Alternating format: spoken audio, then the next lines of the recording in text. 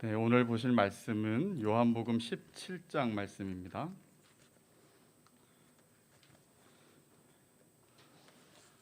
요한복음 17장 말씀 좀 길긴 하지만 1절에서 26절까지 다 읽어보도록 하는데요. 조금 더 효율적으로 읽기 위해서 우리가 조금 먼저 제가 구분해서 의식하면서 한번 읽어보도록 할게요. 이 요한복음 17장은 예수님께서 고별 설교를 끝낸 후에 그 남겨지는 제자들을 위해서 어떻게 보면 대제사장으로서 기도하시는 공적인 마지막 기도라고 이렇게 볼 수가 있어요. 그래서 1절에서 5절까지는 예수님이 자기 자신을 위해서 기도를 하십니다. 짧게. 그리고 6절에서 19절까지는 남겨지는 제자들을 위해서 기도하세요. 남겨지는 제자들. 그리고 20절에서 26절까지는 너무 재미있는 부분인데요. 이 제자들을 통하여서 믿게 되는 앞으로 오는 모든 성도와 교회를 위한 기도를 하세요.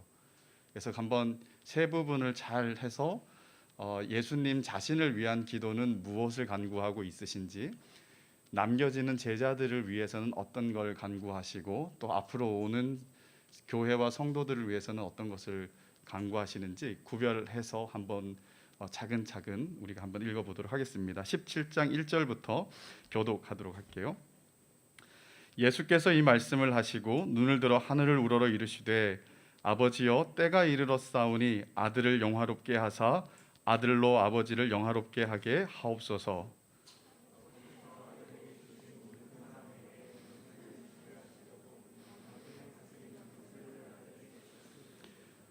영생은 곧 유일하신 참 하나님과 그가 보내신 자 예수 그리스도를 아는 것이니이다.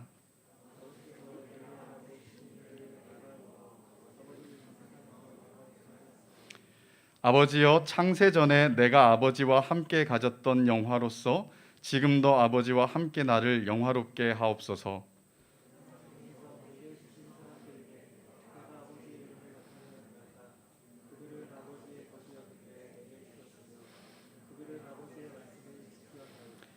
지금 그들은 아버지께서 내게 주신 것이 다 아버지로부터 온 것인 줄 알았나이다.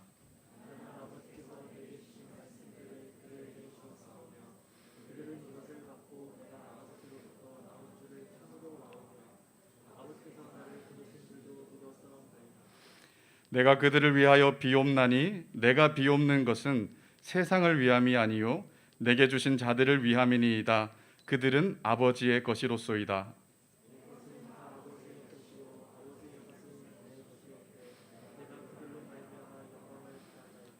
나는 세상에 더 있지 아니하오나 그들은 세상에 있사옵고 나는 아버지께로 가옵나니 거룩하신 아버지여 내게 주신 아버지의 이름으로 그들을 보전하사 우리와 같이 그들도 하나가 되게 하옵소서.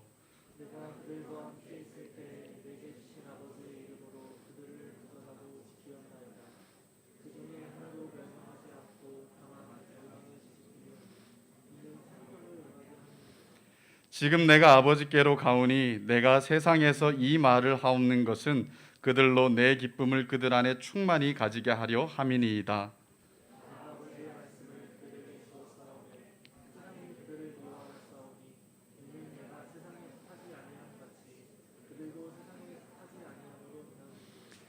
내가 비옵는 것은 그들을 세상에서 데려가시기를 위함이 아니요 다만 악에 빠지지 않게 보존하시기를 위함이니이다.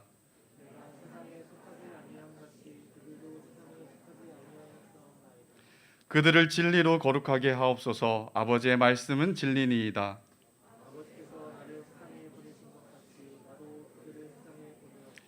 또 그들을 위하여 내가 나를 거룩하게 하오니 이는 그들도 진리로 거룩함을 얻게 하려 함이니이다.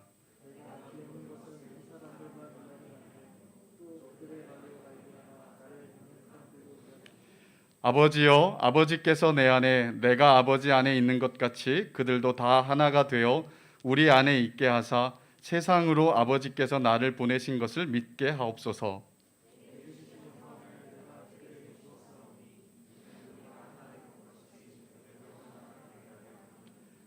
곧 내가 그들 안에 있고 아버지께서 내 안에 계시어 그들로 온전함을 이루어 하나가 되게 하려 함은 아버지께서 나를 보내신 것과 또 나를 사랑하심 같이 그들도 사랑하신 것을 세상으로 알게 하려 함이로소이다.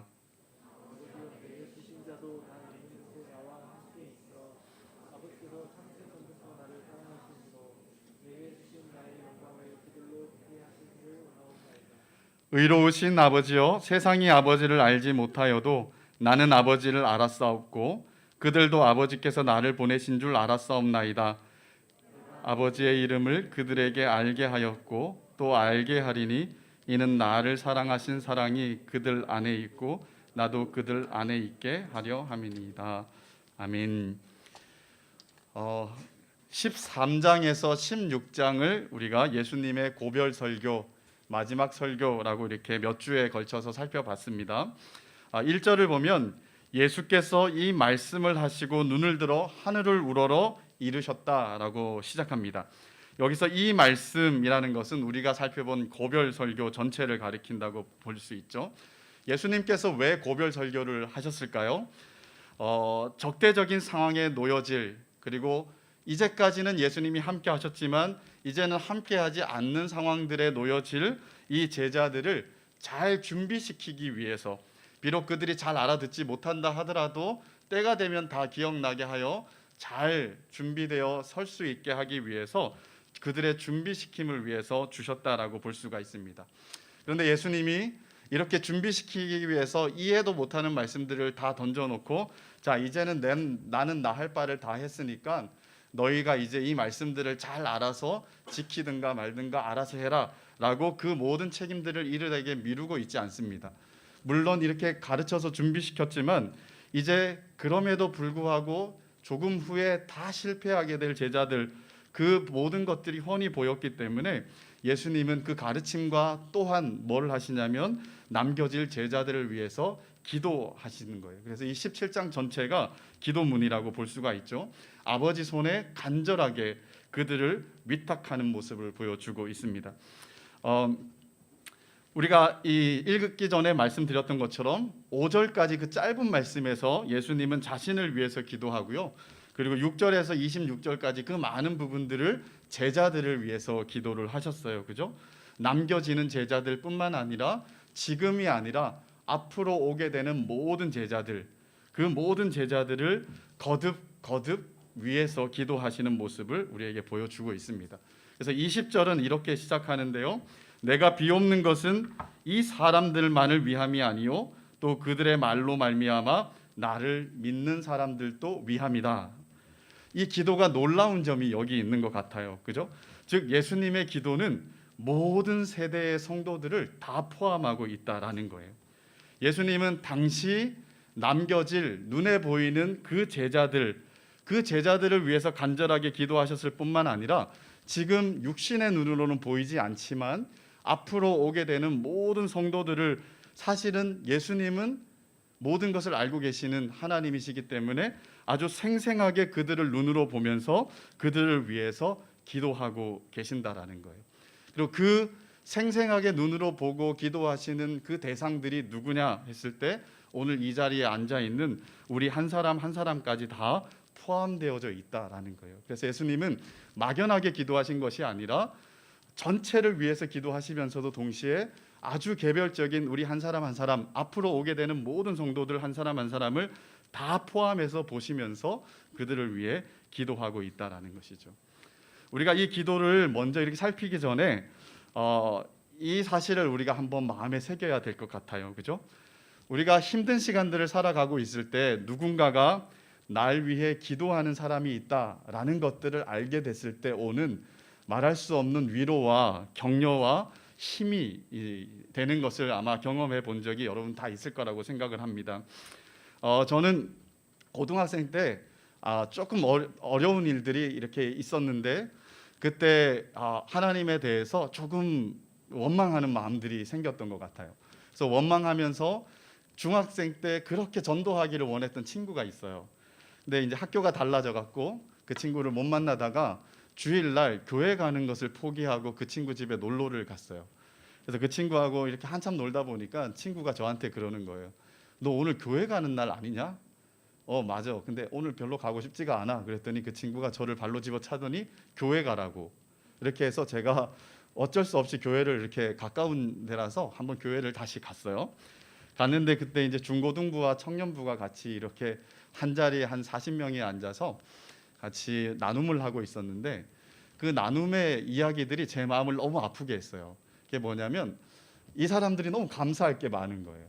하나님이 이렇게 해서 너무 감사하고 하나님이 일주일 동안 나한테 이런 은혜를 주셨다라는, 정말 내기에는 전부 다 이렇게 힘들지 않게 살아왔던 이야기들, 오히려 감사하는 이야기들이 되어 있어서 제가 너무 마음이 상했어요. 그래서 제 차례가 됐을 때 제가 하나님은 여러분들의 하나님인데 내 하나님은 아닌 것 같다라고 이렇게 제가 말문을 열었어요. 그랬더니 이게 분위기가 싸해졌죠. 싸해진 상황에서 아무튼 내 말이 뭐라고 했는지도 기억이 안 나는데 그 말이 다 끝난 후에 거기 있는 사람들이 다 저한테 몰려와서 저를 붙잡고 기도해 주는 거예요. 근데 이렇게 기도하는데 가진 자들의 이 교만한 마음 이런 생각들을 가지고 마음이 안 열렸었거든요. 근데 어떤 사람은 내 머리카락을 잡고 어떤 사람은 내 옷을 잡고 막 이렇게 다들 막 나를 붙잡고 기도하는데 누군지는 모르는데 내 손을 붙잡고 기도하는 사람이 있었어요. 가장 가까이서. 그런데 그 손에 눈물이 이렇게 내 손에 이렇게 떨어진 거예요.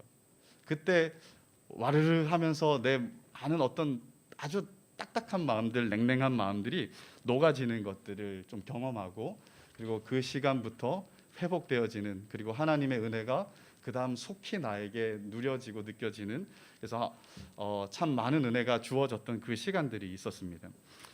아마 여러분들도 이런 경험들이 분명히 있을 거라고 생각해요. 내가 혼자 걷는 것 같은 그런 시간에 누군가 나를 위해서 기도해주고 나의 든든한 믿음의 동력자가 되어서 격려가 된다, 힘이 된다라는 그런 마음들 느껴본 적이 많을 거라고 생각합니다. 그리고 앞으로도 그런 삶이 여러분들에게 끊이지 않고 더 부여해지는 시간들이 되었으면 좋겠어요.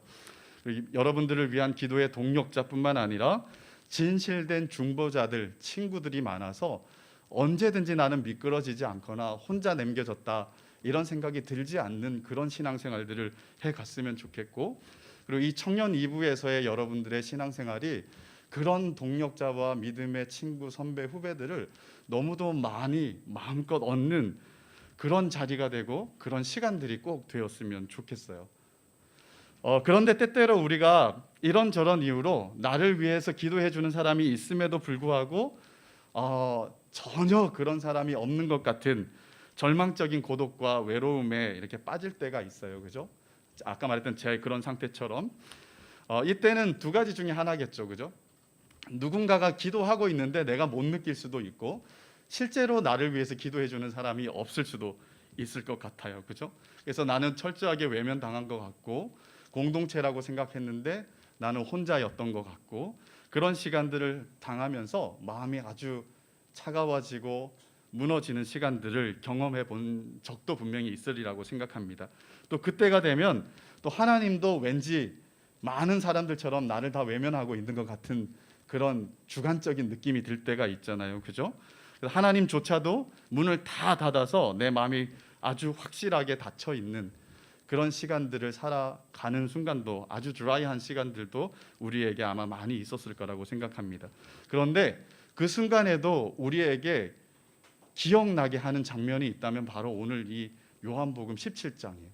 이 장면을 너무너무 잘 기억해야 돼요. 왜? 우리에게는 우리가 느끼든 느끼지 못하든 진정한 중보자가 계시다라는 사실입니다. 예수님은 우리를 위해서 기도하셨는데 언제 기도하셨냐면 2000년 전에 대제사장적으로 우리를 한 사람 한 사람 보면서 기도하셨을 뿐만 아니라 지금도 그렇게 기도하고 있다라는 거예요.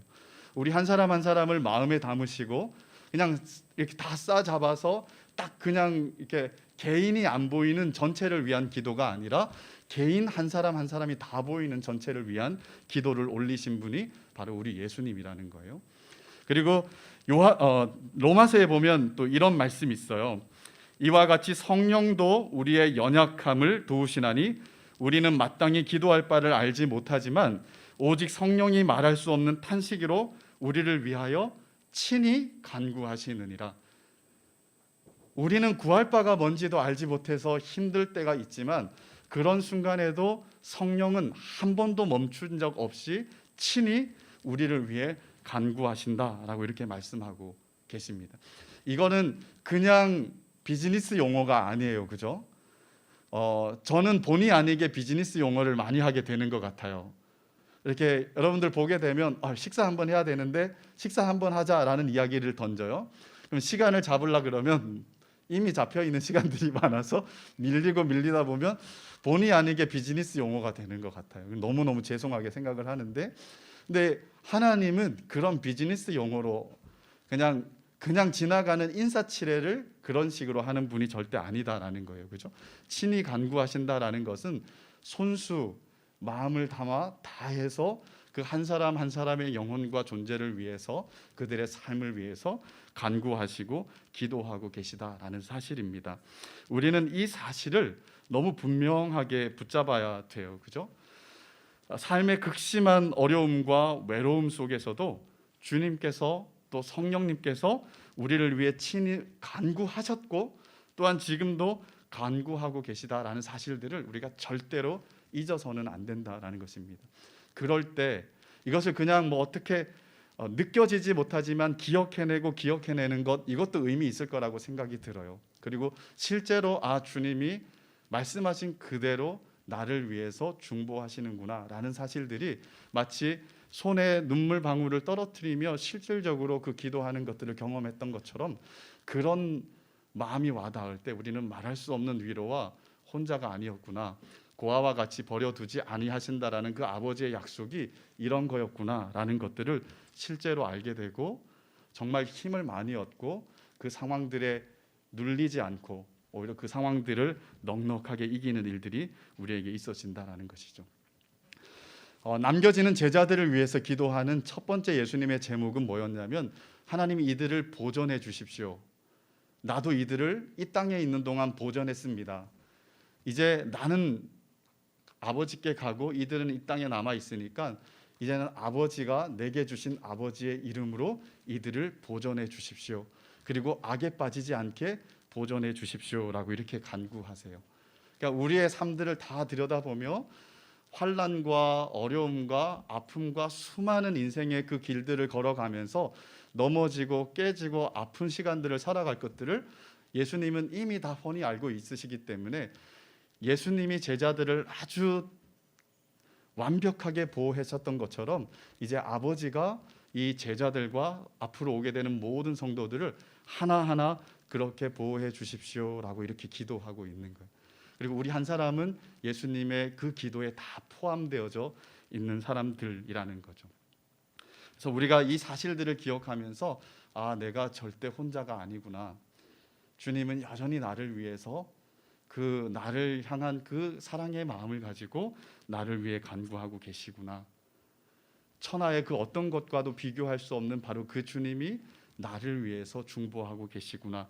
이 사실들을 우리가 인지하고 마음으로 느끼고 전인적으로 경험하면서 사는 것, 이것이 우리에게 주어지는 삶을 넉넉하게, 심지어 도살당할 양들처럼 그렇게 끌려가는 상황이라 할지라도 넉넉하게 이기는 참된 성도의 삶이 가능해진다라는 것입니다.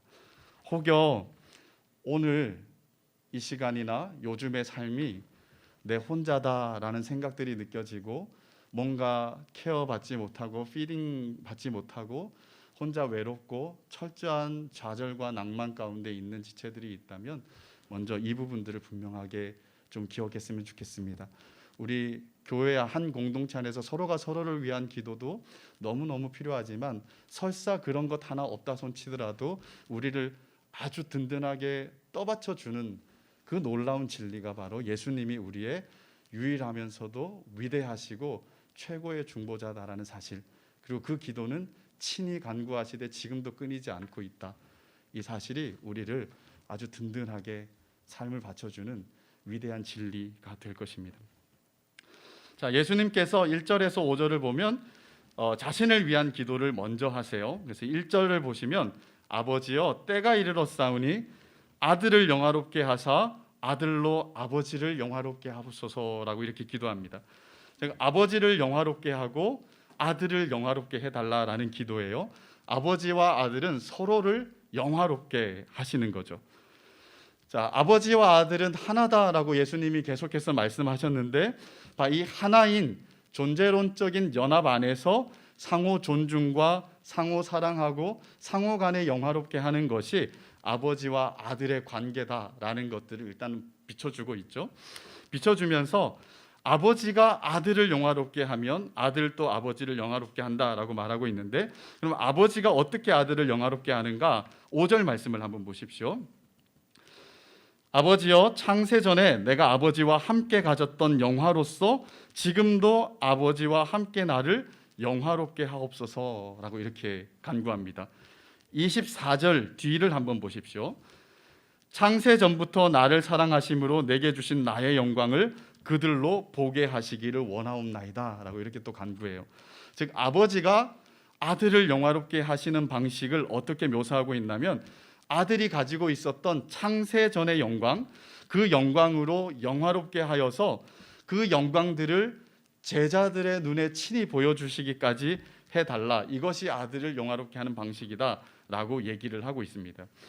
그러면 아들은 어떻게 아버지를 영화롭게 하는가? 2절과 4절 말씀이에요. 2절 말씀을 먼저 보겠습니다. 아버지께서 아들에게 주신 모든 사람에게 영생을 주게 하시려고 만민을 다스리는 권세를 아들에게 주셨음이로소이다. 4절을 한번 여러분들이 읽어주십시오. 시작.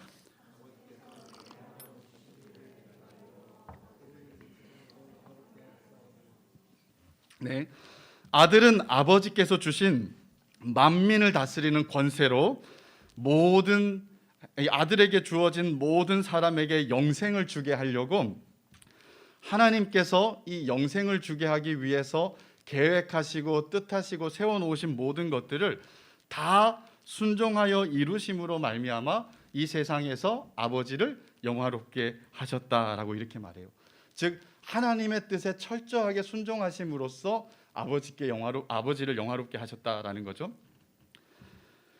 빌립보서에서 이렇게 말합니다. 제가 한번 읽어드릴게요. 2장 6절과 7절까지 8절까지 말씀인데요.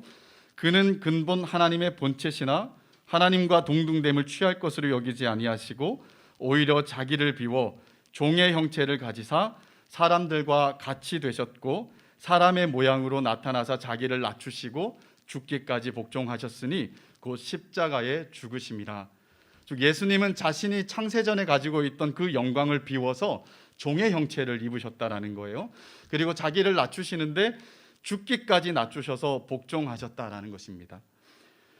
이 핵심적인 구원 사역을 포함하여서 모든 하나님이 뜻하신 계획과 그 모든 일들을 철저하게 순종하여 이루심으로 말미암아 아버지를 영화롭게 했다라는 거예요. 그죠? 그래서 아들과 아버지는 서로를 이렇게 영화롭게 하신다 해서 이 관계를 드러내면서 이 영화롭게 해달라, 영화롭게 하겠다라는 그런 기도를 올려드리고 있는 거죠.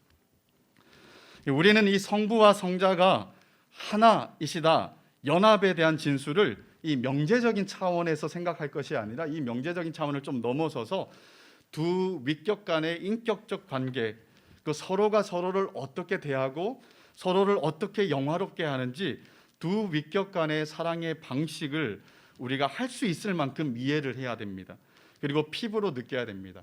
왜냐하면 이거는 하나님에 속해 있는 것이니까 우리가 알기가 어렵긴 하지만 우리가 하나인 것처럼 저들도 하나가 되달라라고 말씀하셨기 때문에 이미 우리에게 계시해 준 부분이 있는 거예요. 그죠? 우리의 하나됨은 아버지와 아들이 하나인 것과 직접적으로 연결이 되기 때문에 두 위격 간의 하나됨, 그리고 두 위격 간의 상호가 어떻게 사랑하고 관계를 맺는지 이것을 우리가 이해하면 우리의 하나됨이 어디까지 가야 되는가를 알 수가 있어지는 거죠. 그죠? 그래서 이거를 이해하고 피부로 느끼고 우리도 우리의 공동체의 하나됨들을 동일한 방식으로 이루어 가야 된다라는 것입니다. 그래서 우리도 서로가 서로를 영화롭게 하거나 상호 존중하거나 상호 사랑하는 모습을 아버지가 아들에게 하신 것처럼 아들이 아버지에게 하신 것처럼 그렇게 해야 된다라는 것이죠. 비건하게 우리가 말씀을 가지고 생각해 보면 어떻게 우리가 하나님을 영화롭게 할 수 있는가라는 질문을 한번 던져볼 수 있어요. 그죠? 어떻게 하나님을 영화롭게 하는가 했을 때 예수님처럼 철저하게 하나님의 뜻에 순종하는 것으로 그렇게 할 수 있다라는 거예요. 우리가 15장 8절에서 봤던 것처럼 너희가 열매를 많이 맺으면 아버지께서 영광을 받으실 것이다 라고 이렇게 말씀하고 계세요. 그죠? 이것은 하나님을 영화롭게 하는 순종을 통해서 우리는 구원을 받습니다, 이런 이야기가 아니에요. 구원받은 백성들이 하나님을 영화롭게 하는 삶의 방식을 얘기를 하는 거예요. 우리 어떻게 살아야 되는가? 구원받은 성도로서 우리는 예수님이 하신 것처럼 아버지의 뜻에 철저하게 순종함으로 아버지께 아버지를 영화롭게 할 수 있다라는 거죠. 그죠? 그래서 두 분 위격 간의 관계 속에서 우리의 삶의 모든 비밀과 또한 우리가 어떻게 관계를 형성해야 되는지가 다 들어가 있다라는 거예요. 그리고 그 하나님의 그 깊이만큼이나 우리가 사모함으로 하나님과 우리의 관계, 성도와 성도 간의 관계도 그렇게 사모함으로 우리가 추구해야 된다라는 거죠. 자, 제자들을 위한 기도를 6절에서 이제 26절까지 사실 크게 잡으면 다 이제 기도를 하고 있는데요. 6절에서 19절은 바로 옆에 있는 제자들을 위한 기도라고 말씀했어요. 그죠? 그리고 6절에서 8절까지 이 짧은 앞부분은 기도를 바로 시작하지 않으세요. 뭔가 좀 반복되는 느낌의 말씀들을 계속하고 있거든요. 근데 이 말씀을 왜 이렇게 예수님이 이렇게 좀 깔끔하게 하지 않고 막 반복을 막 이렇게 섞이게 헷갈리게 이렇게 하고 있을까라고 했을 때 이 의미 없이 반복되는 것이 아니라 사실은 예수님이 이 제자들을 위해서 함께 기도하면서 이 제자들에게 주는 강력한 메시지가 있습니다. 반복해서 계속해서 주는 거죠. 그죠? 그게 바로 우리가 누구인지 어떤 존재인지를 알고 심각하게 받아들이고 기억하라는 메시지가 담겨 있어요. 그래서 예수님의 이 6절에서 8절까지의 말씀을 통해 우리가 누구인지, 이 제자들이 누구인지를 가르쳐 주는데요. 한 4가지의 논법으로 얘기하고 있습니다. 첫 번째는 이 제자들은 원래 아버지의 것이었습니다 라는 거예요. 원래 아버지의 것이었는데 아버지가 나에게 주셔서 이제는 내 것이 되었습니다. 이들의 소속에 대한 이야기를 하는 거예요. 너희는 이 세상에 속하지 않아서 미움을 받고 있지만 하나 기억할 것은 너희는 철저하게 구별되어서 아버지와 나에게 속해 있는 하나님의 존재, 신적인 존재 영역에 들어와 있는 사람이다라는 것을 계속해서 상기시켜 주는 거죠. 그리고 예수님은 나에게 주신 자들에게 뭘 하셨냐면 내가 그들에게 아버지의 이름을 나타내었습니다라고 말해요. 예수님은 제자들에게 아버지의 이름을 나타냈어요. 이 이름을 나타냈다라는 말은 아버지의 인격을 드러내 보여주었다라는 것입니다. 어떤 식으로 인격을 드러내 보여줬냐면 예수님의 존재 자체로, 예수님의 가르침으로, 또한 예수님이 행하시는 기적과 일들을 통하여서 실질적으로 그들을 끝까지 사랑하시는 그 모든 행동들을 통하여서 제자들에게 아버지가 어떤 분이신지 보여주셨다라는 거예요. 그렇게 보여주셨더니 제자들이 어떻게 했냐면 예수님이 말씀하신 것들을 지켰습니다 라고 얘기를 하고 있어요. 예수님이 가르친 모든 것들을 받아들이고 영접하고 순종하고 지켰다라는 이야기를 하는 거죠. 그리고 이 말씀을 지켰다라는 말의 가장 중요한 핵심 중에 하나가 뭐냐면 그들은 이제 내가 아버지로부터 나왔고 또한 아버지가 나를 보내셨다라는 것을 믿고 있습니다라고 이렇게 말해요. 우리 이 8절의 본문은 지난주에 살폈던 16장 30절의 말씀을 떠오르게 하는데요. 제자들이 고별 설교 마지막에 이런 고백을 합니다. 우리가 지금에야 이제서야 주께서 모든 것을 아시고 이로써 하나님께로부터 나오심을 우리가 믿습니다라고 고백을 해요. 그랬더니 예수님이 이제는 너희가 믿느냐라고 하시며 그들의 믿음에 반응해 주신 모습이 나오죠. 그죠? 그래서 그들은 예수님이 하나님으로부터 나왔다라는 것을 믿었다라고 고백했고 예수님은 이 기도에서 내가 가르친 모든 것들을 지켰고 내가 아버지로부터 나온 것을 이들이 믿고 있습니다라고 기도 전에 바로 이렇게 직접적인 강구 전에 말씀하고 계신 거예요. 자, 예수님의 눈에 이들은 십자가 앞에서 철저하게 실패할 것들이 다 보였습니다. 그죠? 그렇기 때문에 그들의 믿음에 대한 고백이 한참 모자라고 연약하다라는 것을 다 알고 계셨어요. 그래서 그들이 이제서야 믿습니다라고 했을 때 웃기지 말아라라고 이렇게 비난조로 조롱하는 조로 그들의 믿음을 받지 않았습니다. 그죠? 너희가 이제야 믿느냐라고 하면서 그들의 믿음을 인정해 주셨어요. 그죠? 인정해 주셨어요. 그들의 믿음을 책망하지 않았습니다. 그리고 오늘 본문에서는 그들은 아버지의 말씀을 지켰고 아버지께서 나를 보내신 줄도 믿었습니다 라고 아버지 하나님께 이들의 믿음을 컨펌해 주시는 모습을 보여주고 있는 거예요. 이들의 믿음이 너무도 약하지만 그럼에도 불구하고 인정해 주시고 그들을 받아주시고 더 강하게 하기 위해서 하나님 앞에 맡겨드리는 그런 기도를 올려드리고 있는 거죠. 그죠? 이 예수님의 이 방식에서 우리가 좀 배워야 될 게 있는 것 같아요.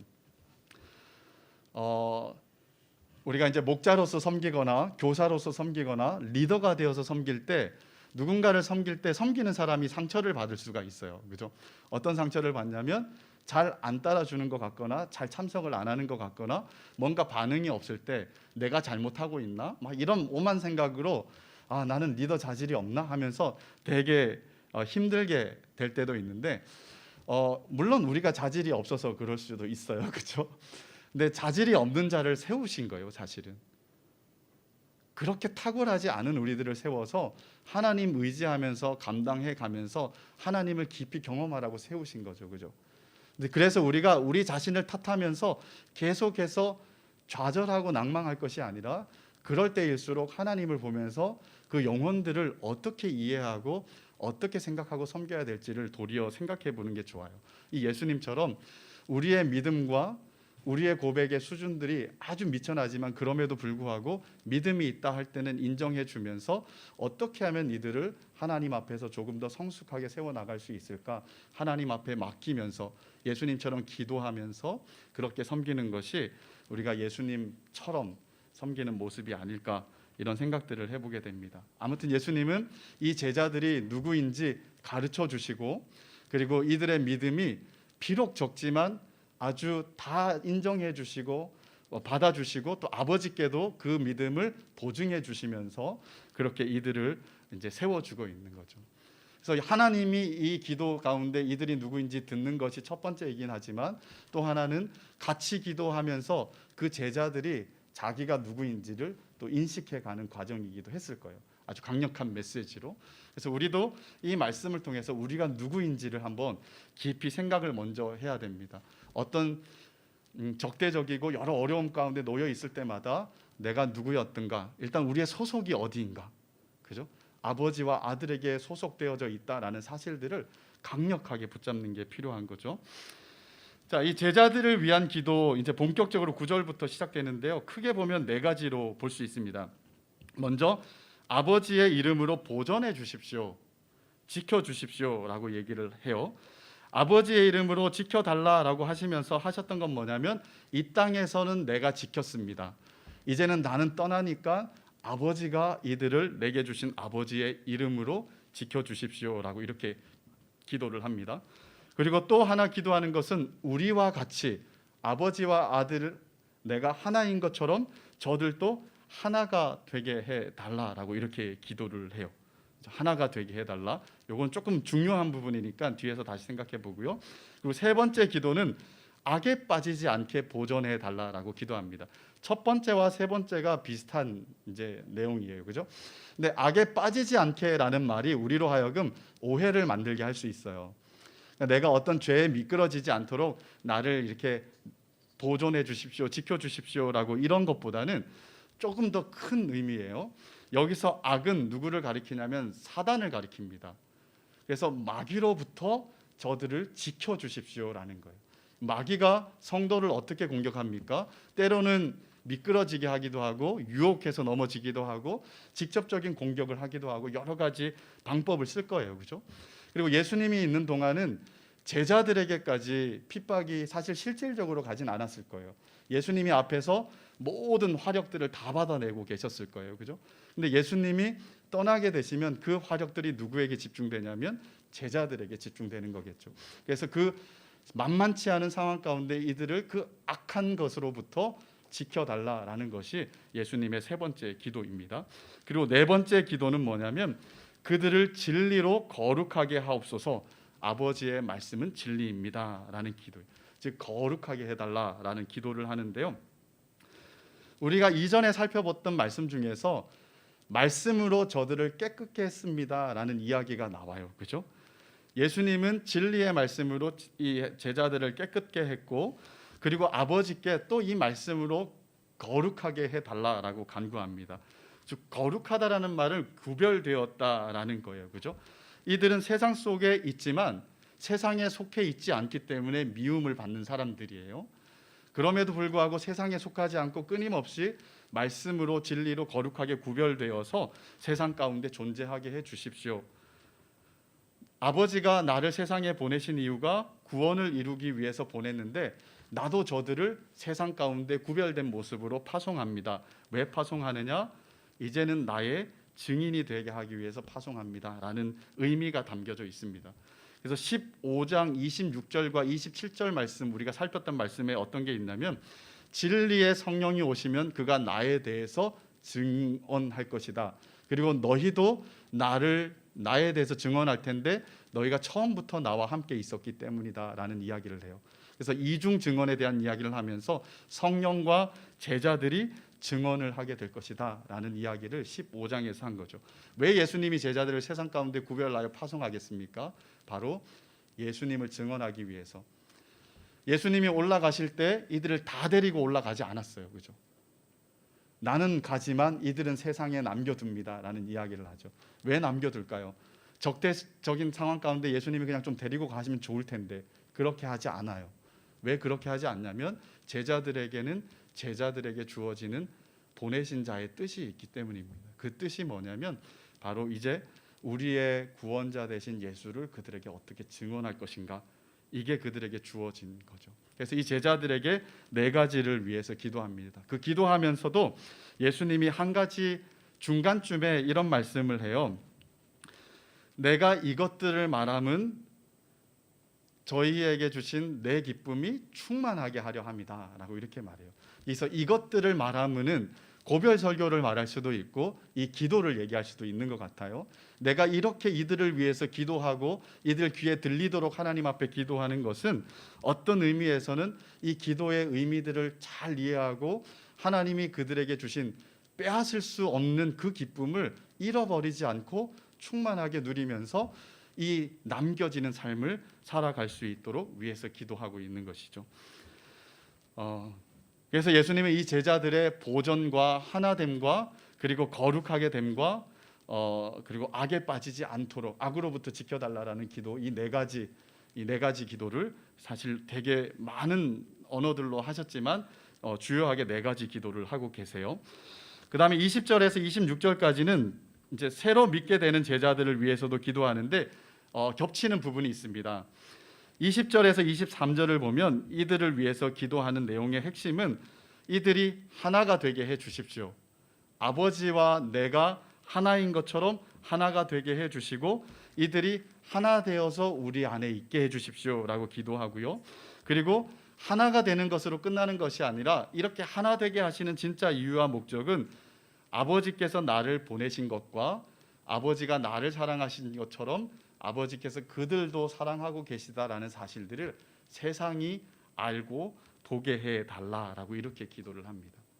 자, 하나됨과 이 하나됨을 통해서 일어나는 세상이 보게 되는 것까지 기도를 하시고요. 그리고 마지막으로 기도하시는 것은 뭐냐면 이 제자들을 잘 보존하여 주셔서 결국은 나 있는 곳에 이들도 함께 있게 해주시고 창세 전부터 내가 가진 영광을 저들에게 보여주십시오라고 이렇게 기도를 하는 거예요. 그래서 이 제자들과 또 다른 제자들을 위한 기도에 겹치는 핵심들이 있습니다. 그게 뭐냐면 바로 하나됨과 증인됨에 대한 이야기예요. 그리고 그 모든 것들을 하기 위해서 예수님이 철저하게 이들을 보호하고 지켜주십시오라는 그 전제의 기도가 깔려 있다라고 볼 수 있죠. 말씀 마지막으로는 이 예수님이 마지막의 기도 하나됨과 증인됨에 대해서 간구한 것들이 어떤 의도가 담겨 있는지만 우리가 생각하고 오늘 말씀을 마치려고 합니다. 현재와 장래의 제자들을 위해서 기도하시는 그 주요 골자가 하나 되게 해 달라라는 것이 먼저 이제 구하고 있어요. 그죠? 근데 왜 이 하나 되게 해 달라라고 하느냐?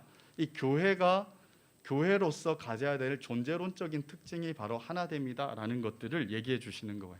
자, 교회가 언제 시작됐습니까? 자, 순서를 한번 시간적인 순서를 생각해 봐요. 교회가 언제 태동됐습니까? 본격적으로 교회가 태동된 거는 예수님이 십자가에 달려 죽으시고 부활하신 후에 40일을 보내게 되시고 그리고 나서 승천하시고 약 일주일 아니면 열흘 후에 성령께서 오시고 제자들이 전도하고 사람들이 몰려오면서 그때서 교회라는 것이 태동되게 됐어요. 그죠? 자, 예수님의 이 마지막 기도는 아직 두세 달 지나야 시작되는 하나님의 이 교회를 바라보면서 기도하고 있다라는 거예요. 성도 한 사람 한 사람을 바라보면서 기도하고 있지만 또 하나는 교회라는 것을 보고 기도하고 있는 것이죠. 그죠? 그리고 그 마지막 기도의 주요한 핵심이 뭐였냐면 이 교회가 하나 되게 해 주십시오라는 기도예요. 이 교회가 하나 되게 해 주십시오. 왜 교회가 하나 되게 해 달라라고 기도하고 있을까요?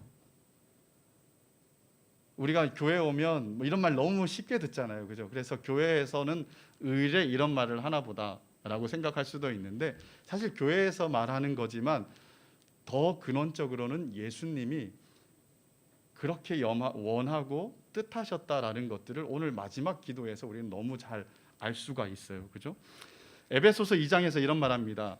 유대인과 이방인들이 원수되었는데 이 원수된 것을 예수님이 십자가로 허무셨다라고 말해요. 그리고 십자가로 허무시고 둘을 하나로 묶어서 한 건물로 지어지게 하셨다라고 이렇게 말하죠.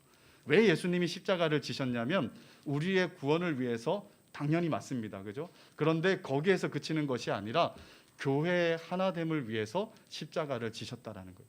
십자가의 이 구원의 방식은 교회를 하나로 만드는 예수님의 하나님의 특별한 방식이었다라는 거예요.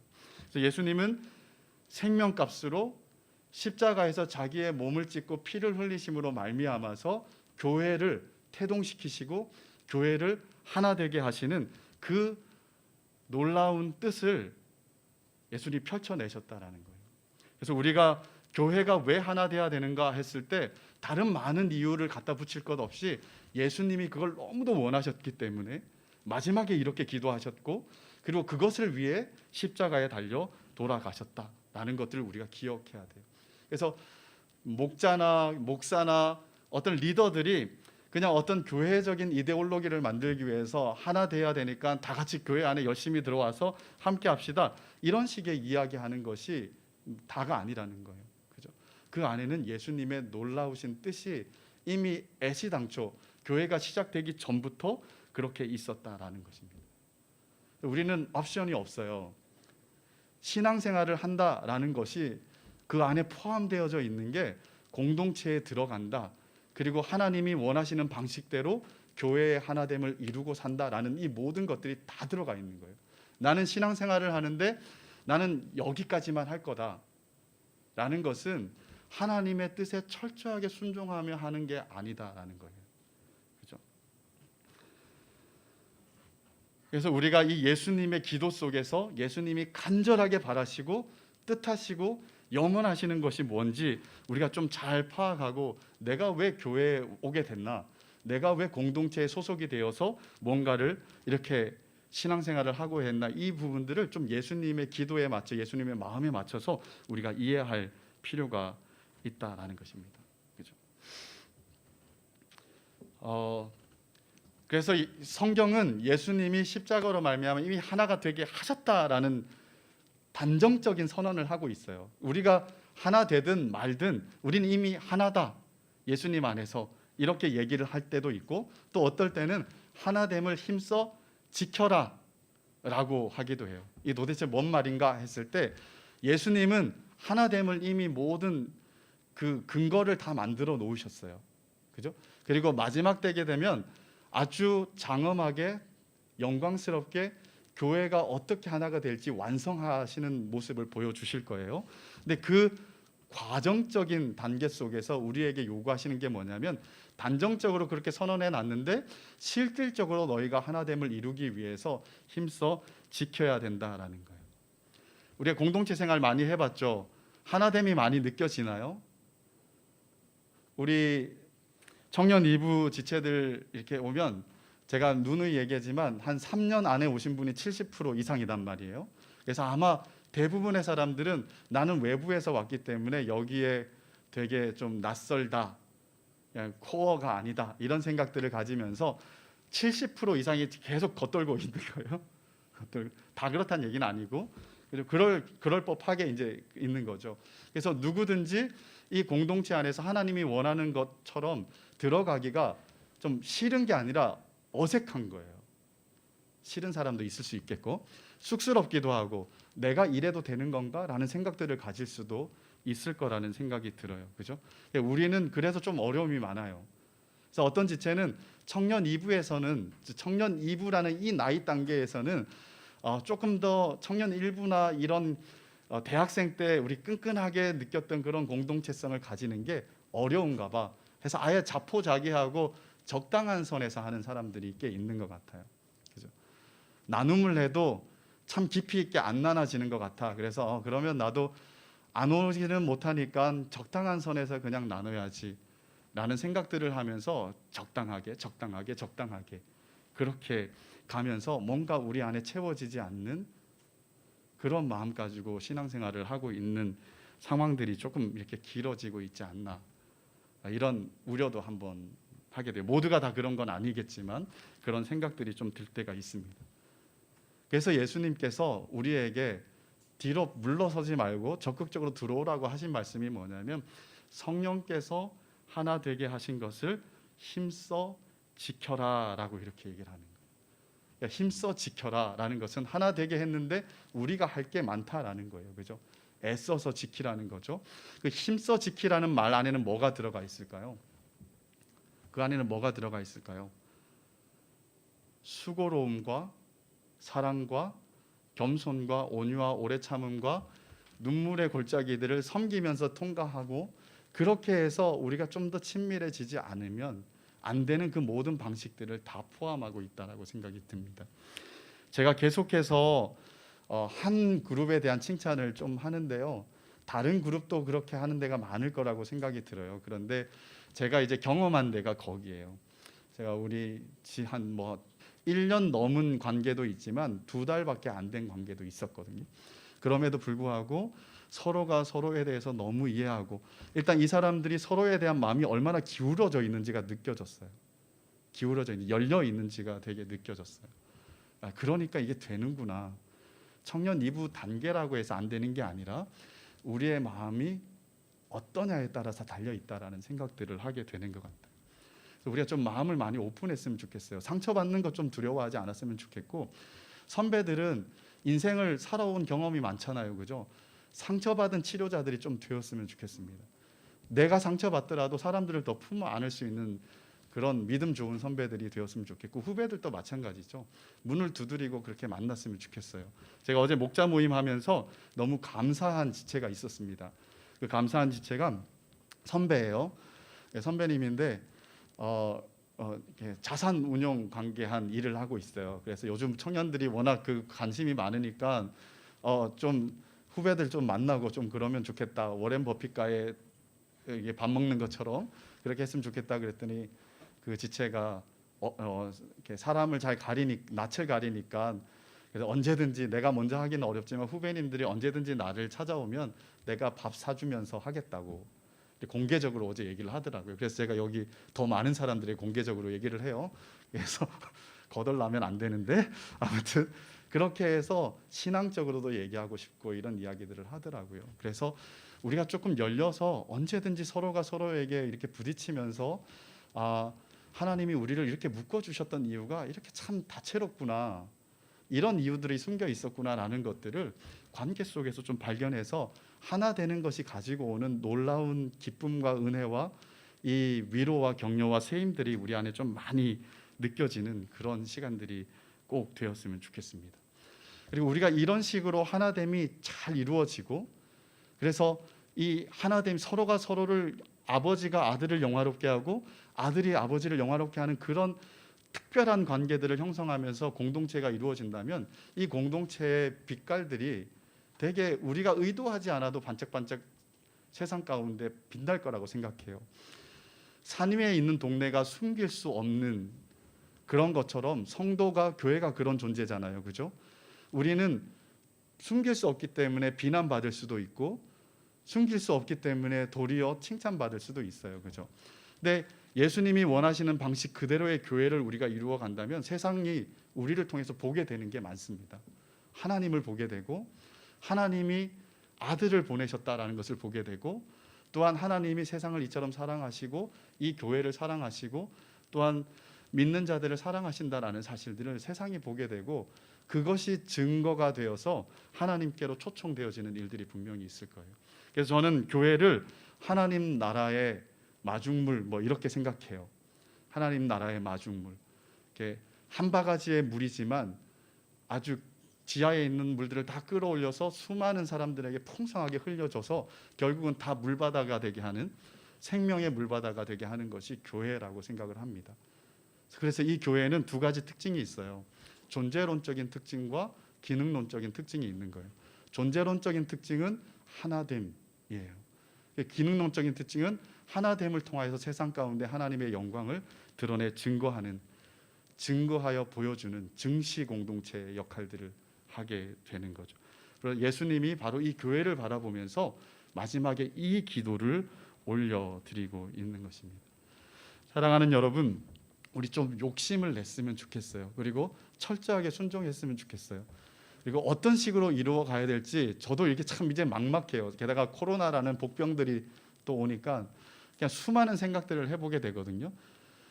우리가 이게 제약이 많으니까, 그리고 교회 같이 현장에 왔는데 B실, H실에서 예배 드리는 지체들을 보면 마음이 조금 너무 미안하고 좀 그래요. 그죠? 여기까지 걸음을 했는데 이렇게 이제 또 흩어져서 마치 화면으로 예배 드려야 되는 이런 상황들. 그래서 이런 상황들에서 인격적인 소통이라 그럴까? 인격적인 관계가 세워지는 게 조금 어렵게 느껴지는, 쉽지는 않겠지만, 안 되는 건 아니겠지만 그래도 어렵게 느껴지는 상황들을 우리가 마주하고 있는 것 같아요. 그래서 이 시간이 어떻게든 지났으면 좋겠다 이런 생각들을 가지고 있는데 이 초대교회를 한번 생각해 봤거든요. 초대교회는 핍박 가운데 있었기 때문에 대대적으로 모이는 게 제약이 있었어요. 그러니까 초대교회 모임 방식은 뭐냐면 조금 더 퍼스널한 거죠. 소그룹 공동체를 통해서 만나는 거예요. 그렇죠? 그래서 우리가 이 끝날 때까지는 그러면 우리가 인격적으로 함께 만나는 1대1 양육들을 우리가 조금 더 할까, 아니면 1대3 이런 모임들 4인 가능하니까 방역을 지켜가면서 좀 퍼스널하게 서로 만나서 믿음과 관계들이 쌓이게끔 하는 것들이 우리에게 필요한가, 뭔가를 좀 해야 되는, 좀 우리가 이 혼자이지 않다라는 것들을 함께 느끼면서 가야 되는데 어떻게 하는 게 좋을까라는 생각들을 많이 하지만 아직 답을 잘 모르겠어요. 뭔가 시도를 해서 다들 이렇게 버퍼가 자꾸 생기는 것 같거든요.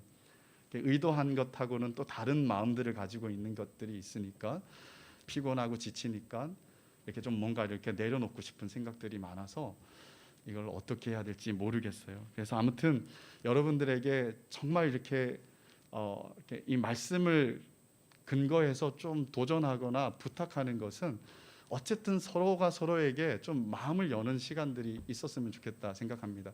마스크라는 것조차도 우리를 좀 가로막는 것처럼 보이지만 그러나 이 모든 상황에도 불구하고 원수됨을 무너뜨리셨는데, 원수됨을 무너뜨리신 예수 그리스도의 그 십자가 능력이 우리 관계 속에서 실질적으로 꿈틀꿈틀 생명력 있게 역사하는 것들을 우리가 좀 경험했으면 좋겠어요.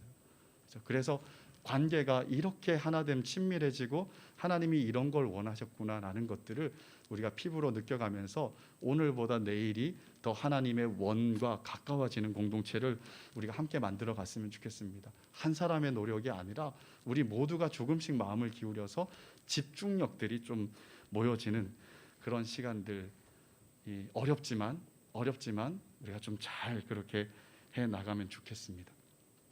마지막으로 시편 133편을 제가 읽어드리고 마칠게요. 보라, 형제가 연합하여 동거함이 어찌 그리 선하고 아름다운고 머리에 있는 보배로운 기름이 수염 곧 아론의 수염에 흘러서 그의 옷깃까지 내림 같고 헐몬의 이슬이 시온의 산들에 내림 같도다. 거기서 여호와께서 복을 명령하셨나니 곧 영생이로다. 형제가 연합하여 동거함이 어찌 그리 선하고 아름다운고 거기서 여호와께서 복을 명령하셨으니 곧 영생이다. 우리 안에 이 예수 그리스도, 이 하나님의 놀라우신 은혜와 복들이 이 예수 그리스도의 기대와 뜻에 순종하여서 원하시는 대로의 공동체를 형성해 나갈 때 부어주시는 은혜, 우리가 참 이제까지는 경험해 보지 못했던 또 다른 차원의 은혜와 좀 기쁨과 영생의 복들이 활짝 열리는 우리 남서울교회 청년 2부가 되었으면 좋겠습니다. 우리 한번 같이 기도할게요. 기도 찬양 먼저 드리겠습니다. 찬양은 나를 지으신 주님이라는 건데요. 오늘 포인트가 몇 개 있었는데 첫 번째 포인트 우리 좀 생각하면서 묵상하며 기도했으면 좋겠어요. 혼자가 아니라 우리를 위해 중보하시는 예수 그리스도의 그 특별한 중보와 성령의 탄식들을 기억하면서 내 이름과 내 생각도 다 하나님 앞에 알려지고 연락되어져 있다.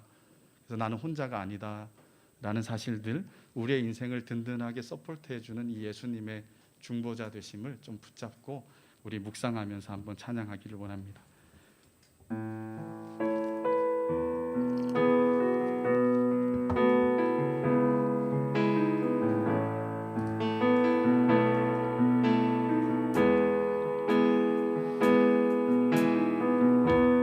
나를 지으신 주님,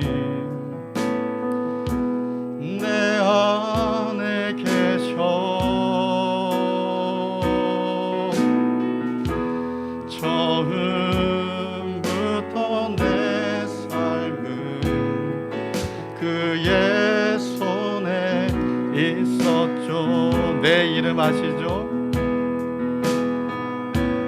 내 이름 아시죠? 내 모든 생각도 내 흐르는 눈물, 내 흐르는 눈물 그가 닦아주셨죠. 그는 내 아버지, 난 그의 소유.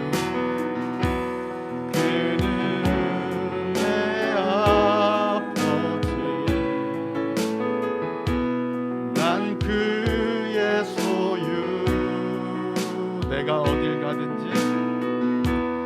내가 어딜 가든 날 떠나지 않죠. 떠나지 않죠. 우리 눈을 감고 내 이름 아시죠? 내 모든 생각도 내 이름 아시죠? 내 모든 아바라 부를 때 그가 들으시죠? 아바라 부를 때 그가 들으시죠. 내 이름 아시죠? 내 이름 아시죠? 내 모든 생각도, 내 모든 생각도 아바라 부를 때 아바라 부를 때 그가 들으시죠. 이 시간에 한번 같이 기도하기를 원하는데요. 주님이 우리의 중보자시다. 나를 지으신 분이 내 안에 계시고 내가 그의 소유가 되어서 어디에 있든지 간에 내 삶 전체가 주님 손에 있고 주님에서 떠나 있지 않다라는 사실, 또한 주님이 우리를 고아와 같이 버려두지 아니하시고 늘 우리 곁에서 우리를 위해 탄식하며 친히 간구하고 계시다라는 그 사실들이 정말 우리가 눈이 열리고 마음이 열려서 깊이 깨닫는, 그래서 말할 수 없는 감격과 또 감사와 위로와 힘이 되는 그런 순간순간의 삶을 살아갈 수 있도록 위해서 같이 기도하기를 원합니다. 그리고 또 하나는 예수님께서 제자들을 위해 기도하신 그 많은 것들 친히 손에 보호하시고 지키시는 것이 주님의 특별한 우리를 향하신 섭리라는 사실과 또한 우리가 하나 되기를 원하시는 마음, 그리고 하나된 공동체가 세상 가운데 어떤 역할을 하기를 원하시는지 우리가 다 주님 말씀 기억하면서 주님 그렇게 우리가 순종하며 몸을 이루고 주님의 영광을 세상 가운데 증거하여 보여줄 수 있는 증인으로서의 성도와 증거 공동체로서의 교회가 되겠습니다 라는 그런 헌신의 고백들을 하나님 앞에 함께 올려드리기를 원합니다. 기도하겠습니다. 살아계신 하나님 아버지, 이 시간 귀한 우리 청년들 한 사람 한 사람 하나님 마음을 비집고 들어가 주십시오. 하나님, 이 코로나와 또 바벨론에서의 섭소한 삶 가운데서 때때로 우리가 홀로 있는 것 같은 느낌들, 그리고 좌절과 고독과 외로움들 속에서 몸부림치고 뭔가 버림받은 것 같은 혹여 그런 느낌까지 가지고 어렵고 힘든 시간들을 살아가고 있는 지체들이 있다면 하나님 그냥 두지 말아 주십시오. 하나님께서 찾아가 주시고 그들의 심령 가운데 내가 너의 친히 간구하는 중보자다라는 사실들, 오늘도 이전에도 우리를 위해 기도하고 계신 분이 주님이다라는 사실들을 우리 눈이 열려서 마음이 열려서 보고 느끼고 깨닫게 하여 주시기를 간절히 소망합니다. 그래서 그 사실들이 우리에게 너무 큰 위로가 되고 힘이 되고 정말 우리의 삶의 자리에서 넉넉하게 일어날 수 있는 힘이 되는 그런 귀한 삶들, 우리 청년의 삶들 되게 해주시기를 바랍니다. 아버지, 또한 이 마지막 기도에서 성도와 교회가 하나 되기를 그렇게 기뻐하시고 뜻하시고 원하시면서 간구하셨던 주님의 마음을 우리가 좀 알 수 있게 해주십시오.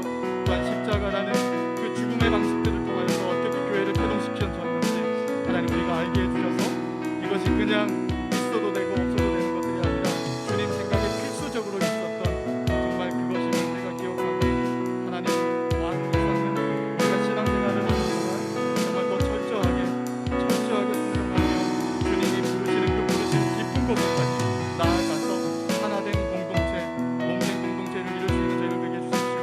그리고 함께 사랑하되 아버지가 아들을 사랑하고 아들이 아버지를 영화롭게 하는 방식 그대로 우리가 서로를 그렇게 생각하고 받아주고 서로를 책임지고 기도하고 또한 한 사람 한 사람을 믿음 위에서 세워나가기를 함께 도와가면서 하나님들을 힘써지게 저희들에게 해주십시오. 그리고 그럴 때또 우리의 작은 행동과 우리의 존재 자체와 또 기능적인 방식들을 통하여서 하나님을 세상 가운데 열어 보여줄 수 있는 해주십시오. 국내 선교와 쪽방들과 한국에서 이 모든 시간과 또 우리가 파송되어진 삶의 모든 자리에서 그 역할들을 충실하게 해나가며 증거 공동체, 증인으로서 역할들을 다하는 저와 귀한 지체들 한 영혼 아버지, 우리로 하여금 정말 우리의 친히 중보자 되시는 예수님이 있다라는 사실 우리가 하나 분명하게 기억하고 마음에 새기게 하여 주십시오. 그래서 어떤 순간이 우리 가운데 닥친다 하더라도 우리는 절대 혼자가 아니라 내어버려진 존재가 아니라 주님의 특별한 기도와 중보와 섭리와 손길 안에 있는 정말 안전한 그리고 하나님의 놀라운 은혜와 복들이 보장된 존재라는 사실 기억하면서 넉넉하게 우리의 삶들을 다 살아내는 복되고 존귀한 주께서 사랑하시는 우리 청년들 한 영혼 한 영혼 되게 하여 주시옵소서. 또한 이 귀한 지체들을 우리가 한 난서울교회 공동체, 청년 리브 공동체로 묶어주셨는데 여기에 있는 하나님의 특별한 뜻과 계획이 무엇인지 하나님, 우리가 하나님의 뜻과 계획을 좀 잘 가질 수 있도록 도와주십시오. 내 마음과 내 생각과 내 상태에 따라서 공동체를 생각하고 교회를 생각하는 것이 아니라 하나님의 말씀에 근거해서 생각하면서 하나님의 말씀에 근거해서 어디까지 순종하고 어디까지 헌신하며 어디까지 주님이 원하시는 그 한 몸된 공동체를 이루고 또 한 몸된 공동체를 통해 세상 가운데 주님을 드러내는 증인으로서 증거 공동체로서 역할을 해야 될지 주님이 그리시는 그 계획과 디자인들을 보고 우리도 거기에 우리의 삶을 맞출 수 있는, 헌신할 수 있는 한 사람 한 사람 다 되게 해주십시오. 그리고 이것이 우리의 고혈을 짜내는 것들이 아니라 도리어 영생의 복을 아주 풍성하게 허락하신 정말 주님의 복된 길임을 기억하면서 하나님이 허락하신 그 복이 얼마나 놀랍고 얼마나 위대한지 우리가 통과해 가면서 많이 경험하는 우리 남서울교회 청년 이부 모든 지체들 한 사람 한 사람 우리 공동체 전체가 되게 하여 주시옵소서. 감사드리며 예수님 이름으로 기도드립니다. 아멘.